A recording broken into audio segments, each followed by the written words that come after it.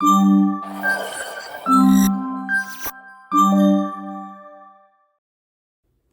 guys, welcome back to CFD College.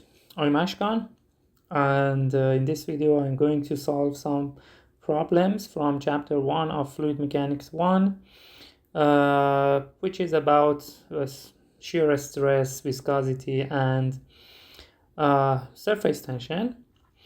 If you are new to this channel, I have many videos, and I'm presenting many new videos in this channel about fluid mechanics, CFD, numerical simulation, ANSYS Fluent, and so on. So if you are interested in CFD, if you are a mechanical engineering student, you can subscribe the channel and enjoy free videos.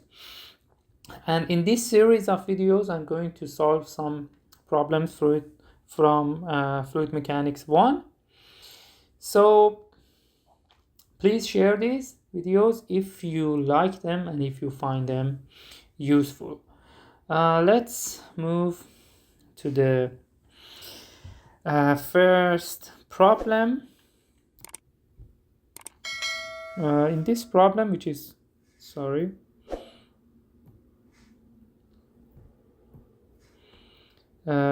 problem 79 from chapter 1. We have this problem related to shear stress and viscosity.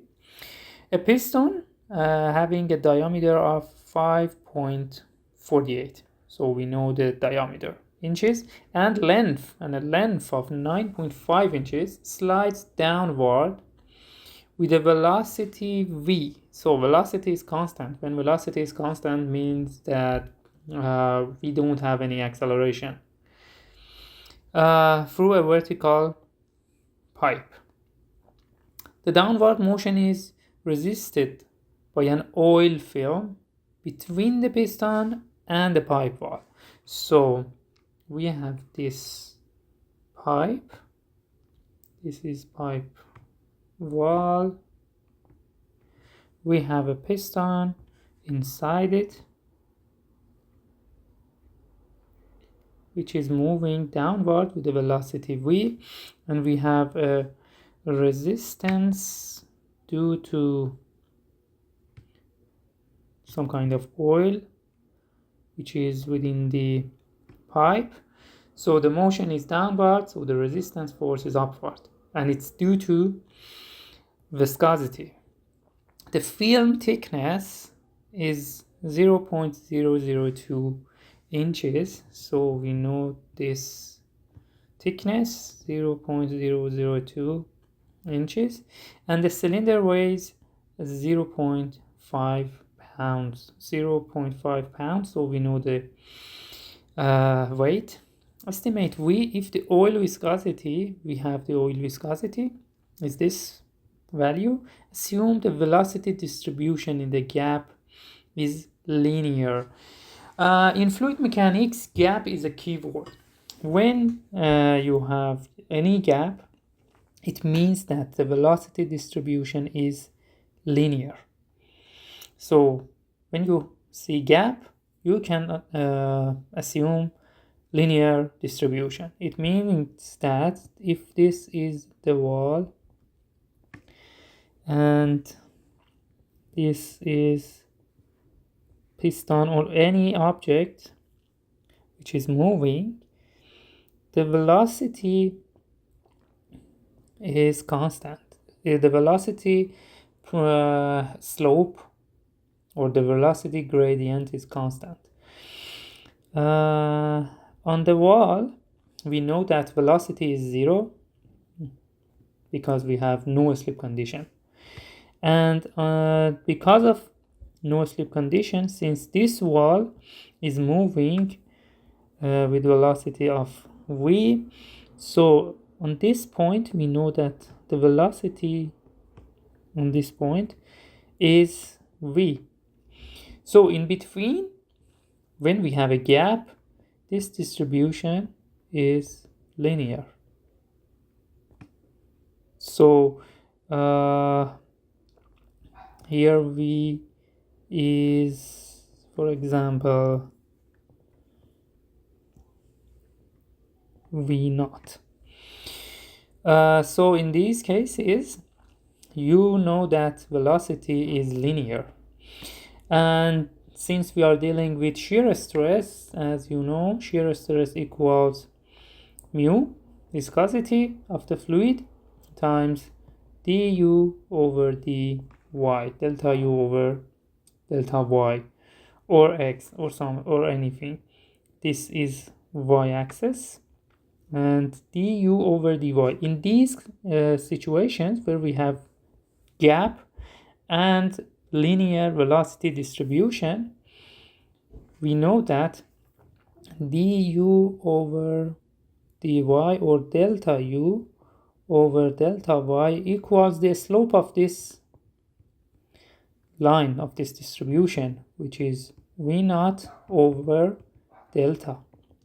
Delta is the thickness of the gap. So that's why gap is a key word. Using this word, you can calculate shear stress. Okay, now we have this problem. We have, if this is the cylinder, we have W, downward force, and we have shear stress times area, which is the resistance force, because if shear stress is not force. If you want to calculate the force, you should multiply shear stress by area. And we also know that this is L and this is D, diameter. And another point is, here we have a 3D shape, a cylinder. So it's not something like this. We have, for example, two forces. It's one force, and it's acting on the circumference of this cylinder.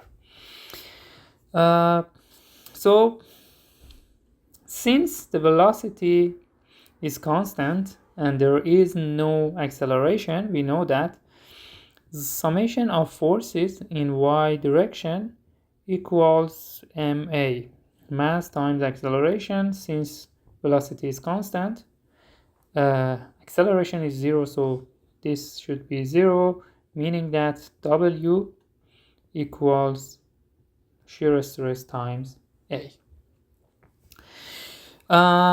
We have W, and we know the area. The area is the area of the circumference, the area on which shear stress is acting. Okay, so let's calculate shear stress. As I mentioned, it equals mu delta u over delta y. So we have mu, and as I told you, since we have a linear distribution for velocity, the slope or the velocity gradient equals the maximum velocity, which is the velocity of the piston, divided by the gap. So it equals V over delta, because in this example the velocity equals V. Okay, now we can solve it. W equals mu V delta, and area, as I told you, it's the circumference of the lateral area of the cylinder, which is circumference of the circle times the length of the cylinder. Okay, sorry, I think I I made a mistake in my explanations. Okay, so area is equal to pi d, the circumference of the cylinder, times L, which is lateral area of the cylinder. So V equals W times delta over mu pi dl.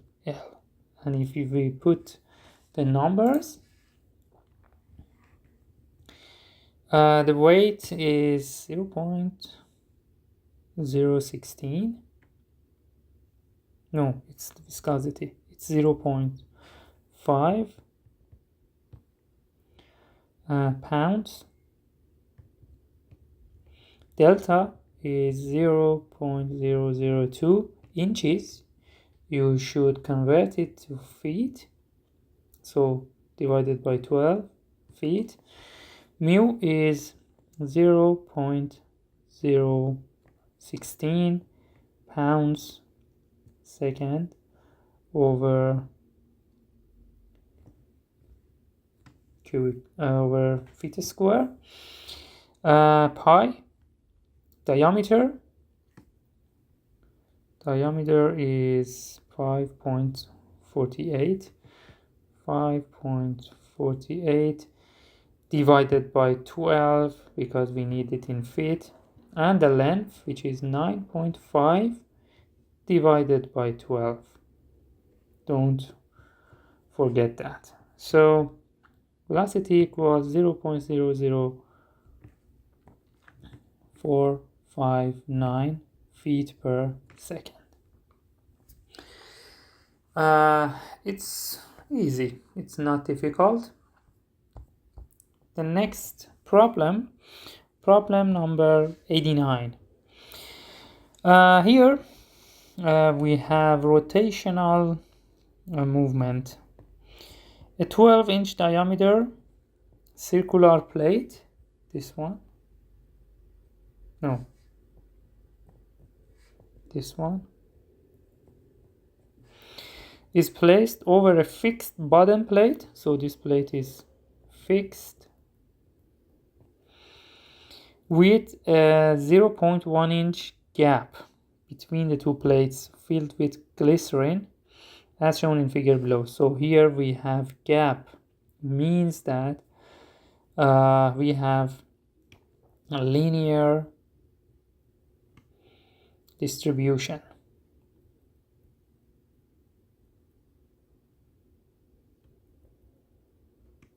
Linear velocity distribution.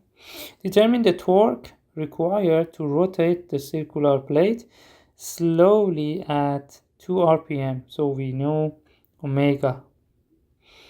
Assume that the velocity distribution in the gap is linear. You know that even if it is even if it wasn't mentioned. And the shear stress on the edge of the rotating plate is negligible, so we don't need to consider a shear stress on these walls. Okay, let's have a look at this system from top. So this is, for example, the rotating plate. So we have omega. Let's look at a differential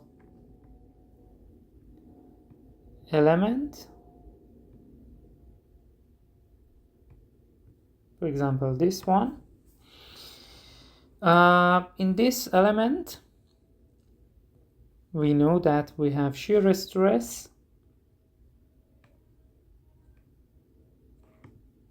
which is a resistance force. It resists So it should be like this, and we have to find this shear stress. For example, here we have R at the radius of R, lowercase r, and the radius of the rotating plate is capital R. Here we have shear stress, and we need to find the value of tau. Here, if I zoom in, we have this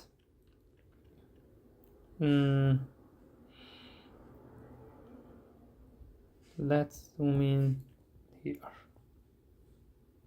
We have this is the rotating plate, here is the ground, and here is rotating plate. For example, the velocity is r omega, as you know. When we have a rotational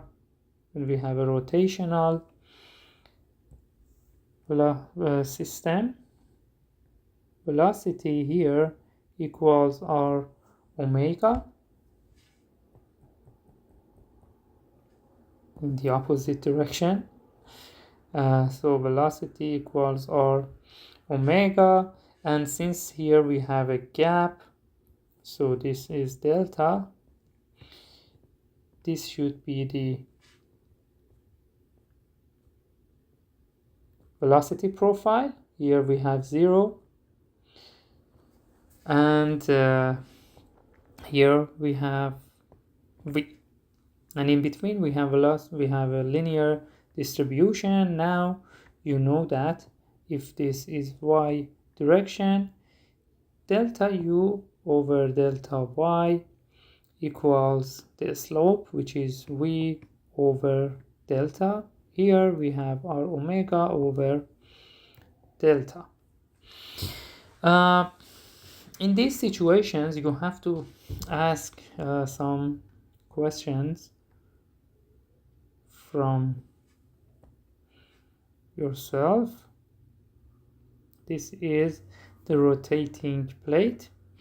So ask yourself, what is the velocity here, r1?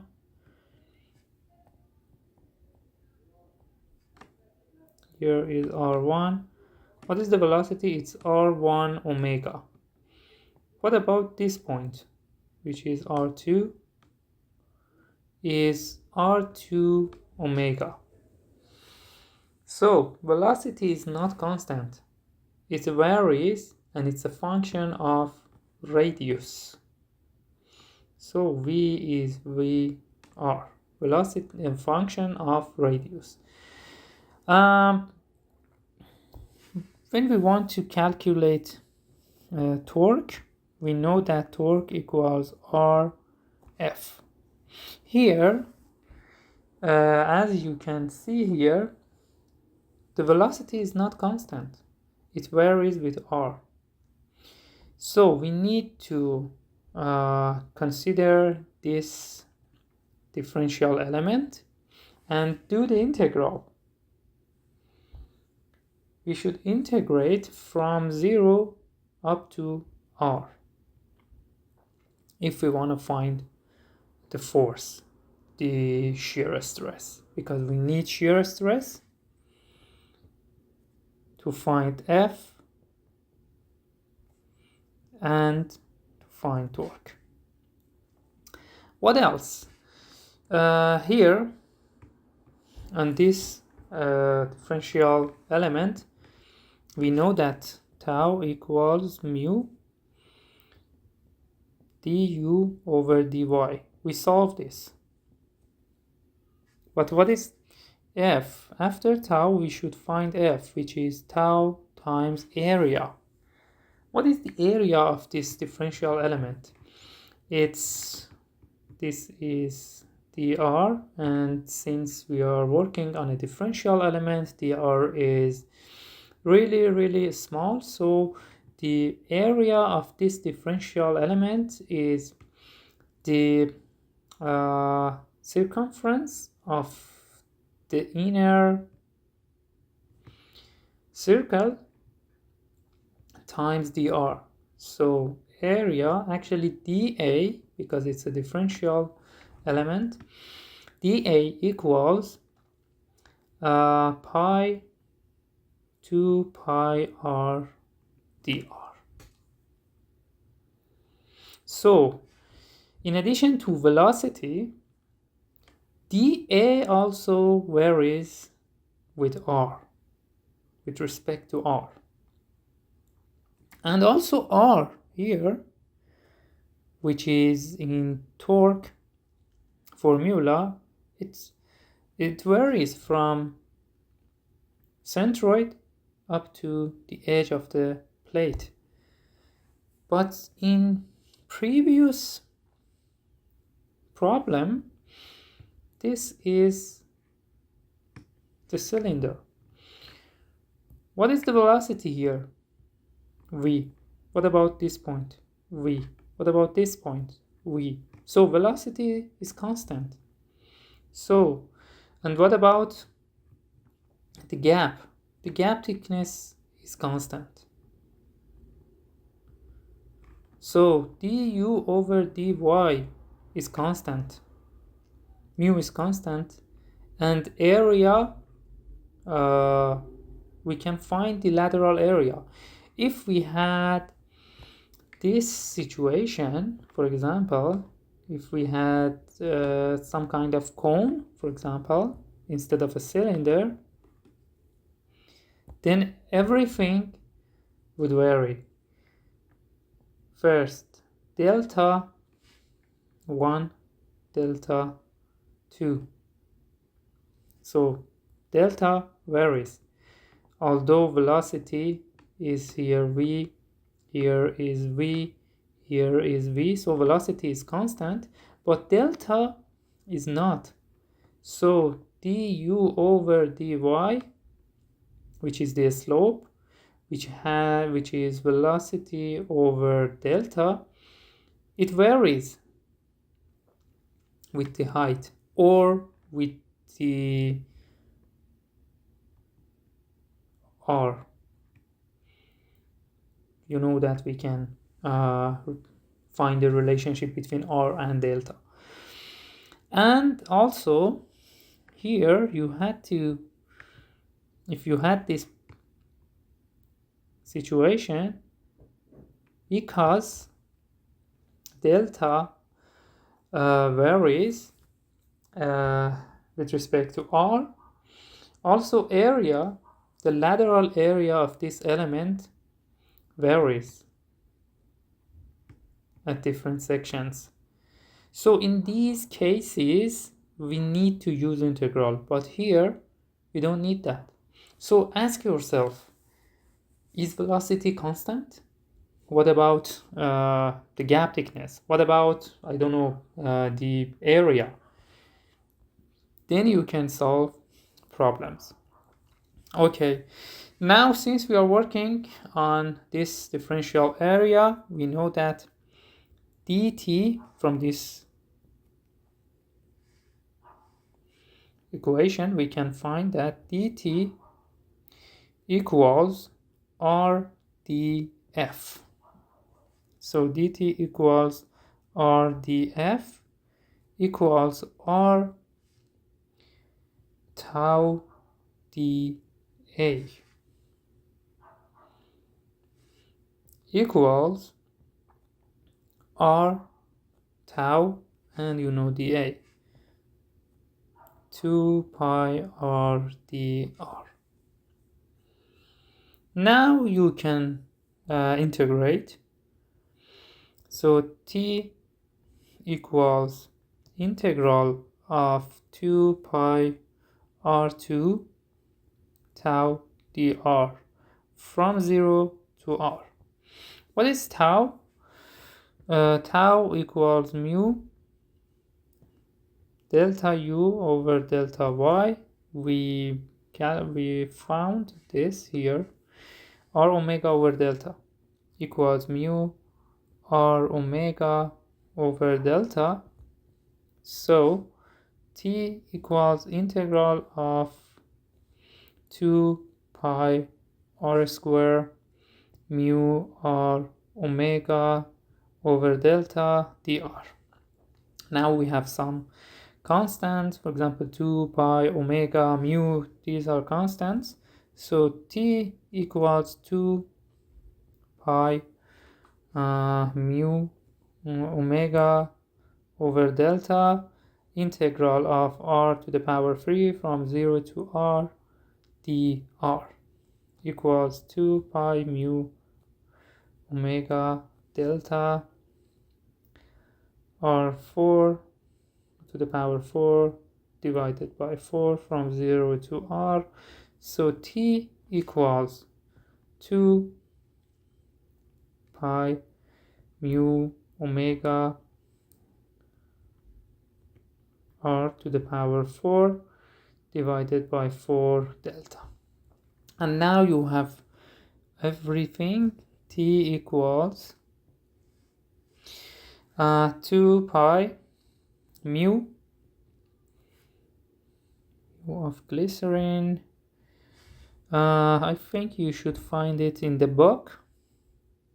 Yes, it's not here, so you can find it in the book, which is 0.0313 pounds second per meter square. Omega, which is 2 rpm, revolution per minute. We know that every 2 pi every 2 pi radians equals 1 revolution, and we know that every 1 minute includes 60 seconds. And also r, which is 6 inches. Do not forget the conversion, divided by 12 feet to the power 4 divided by 4 times delta, which is gap is 0.1 inches. 0.1 over 12 feet. So torque can be found from this, and it's equal to 0.0772 feet-pounds. As you can see, it's a bit difficult, but you can solve it. Definitely, if you follow the rules, you can solve any problem. Problem number 127.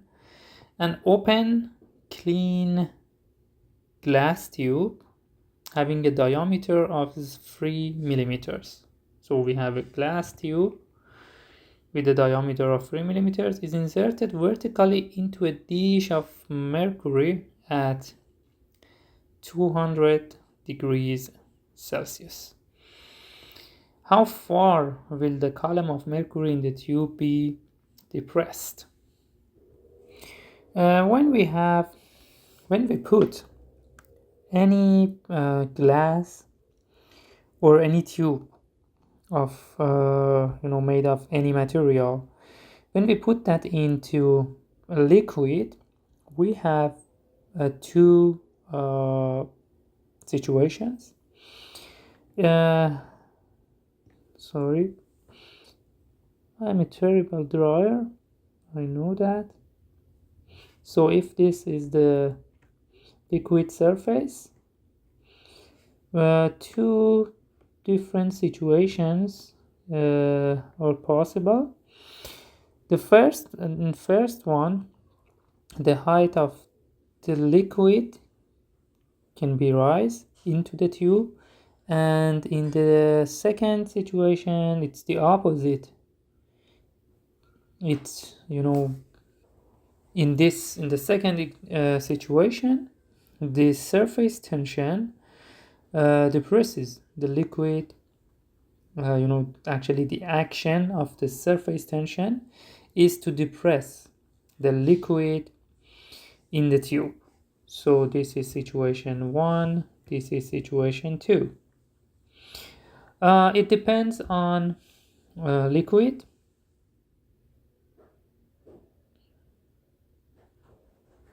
and the material of this pipe.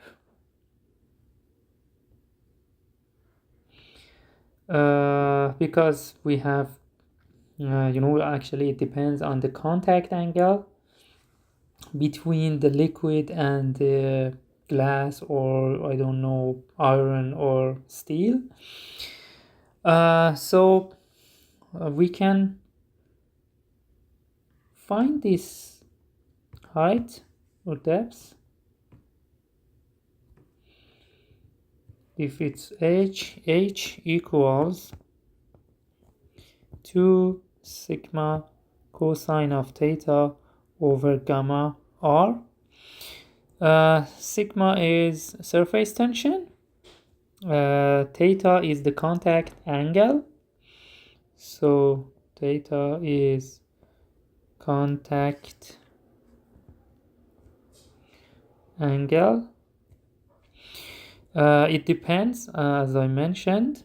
For example, for between the mercury and glass, so if we have mercury and glass, theta is 130 degrees, and for example if we have water and glass, it's 0. I believe it's in the book, so you can find it in the book. But know that theta, contact angle, is a function of both liquid and the surface. For example, if glass is clean or dirty, it varies. So in these cases where theta is greater than 90, we have non-wetting liquid. So in these cases we have non-wetting liquid, and if theta is smaller than 90 degrees, we have wetting surface, wetting liquid. Okay, so here we have mercury and glass, so we know theta is 130 degrees, so we know that we are dealing with a non-wetting liquid, and we have, for non-wetting liquid, we have situation number 2. For wetting liquids, we have situation 1. Okay, now let's solve the problem. Okay, it's not difficult, as you can see. H equals 2 sigma surface tension cosine of theta contact angle, gamma, and r is the radius of the tube.